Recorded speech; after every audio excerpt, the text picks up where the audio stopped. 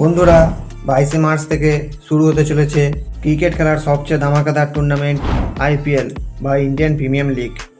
আর এই আইপিএল শুরু হয়েছিল 2008 সালে। টানা 17 বছর আইপিএল হওয়ার পরে এবছর আইপিএল 18তম বছর। আর এই আইপিএলে প্রত্যেক বছরই কোনো না কোনো বোলার অনেক উইকেট নিয়ে থাকে, আর সেই বোলারকে পার্পেল ক্যাপ অর্থাৎ বেগুনি রঙের একটা টুপি দিয়ে বিশেষভাবে সম্মানিত করা হয়। আর আজকের ভিডিওতে আমরা জেনে নেব এই পার্পেল ক্যাপ উইনার বোলার যারা কিনা প্রত্যেক বছরই তাদের দলের হয়ে অনেকগুলো উইকেট নিয়ে দলকে জেতাতে সাহায্য করে। তো চলুন বন্ধুরা, এক নজরে দেখে নেওয়া যাক এই বোলারদের নাম। 2008 সালে রাজস্থান রয়্যালসের হয়ে পাকিস্তানের ফাস্ট বোলার সোহেল তানভীর একাই 22টি উইকেট নিয়েছিল। 2009 সালে ইন্ডিয়ার fast bowler RP Singh Delhi ক্যাপিটালসের হয়ে 23টা উইকেট নিয়েছিল। 2010 সালে প্রজ্ঞান ওঝা ইন্ডিয়ার স্পিন বোলার দিল্লি ক্যাপিটালসের হয়ে 21টা উইকেট নিয়েছিল। 2011 সালে শ্রীলঙ্কার ফাস্ট বোলার লাসিথ মালিঙ্গা মুম্বাই ইন্ডিয়ান্সের হয়ে 28টি উইকেট নিয়েছিল। 2012 সালে মনি মর্কেল দক্ষিণ আফ্রিকার ফাস্ট বোলার দিল্লি ক্যাপিটালসের হয়ে 25টা উইকেট নিয়েছিল।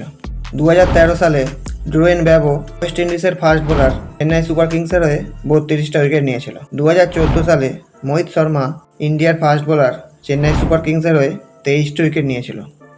2015 সালে আবার ড্রোয়েন ব্যাবো চেন্নাই সুপার কিংসের হয়ে 26টা উইকেট নিয়েছিল।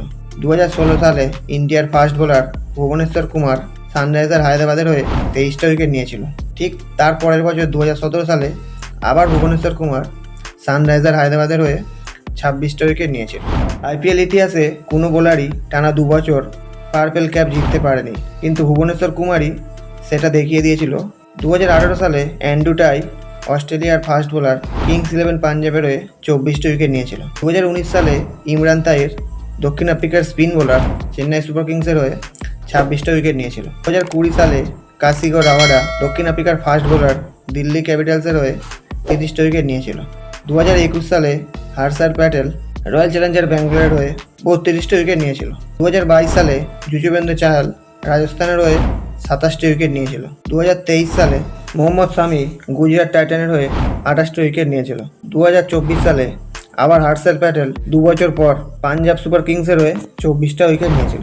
তো বন্ধুরা, আইপিএল ইতিহাসে মাত্র দুজনই বোলার দুবার করে আইপিএল ইতিহাসে পার্পেল ক্যাপ জিতেছেন। সেই দুজন বোলারই হলো ইন্ডিয়ার, একজন হলো ভুবনেশ্বর কুমার আর অপরজন হলো হর্ষল প্যাটেল। আর যদি দলের দিক দিয়ে দেখতে হয় তাহলে চেন্নাই সুপার কিংস ও দিল্লি ক্যাপিটালসের হয়ে মোট চারজন বোলার এই পার্পেল ক্যাপ জিতেছেন।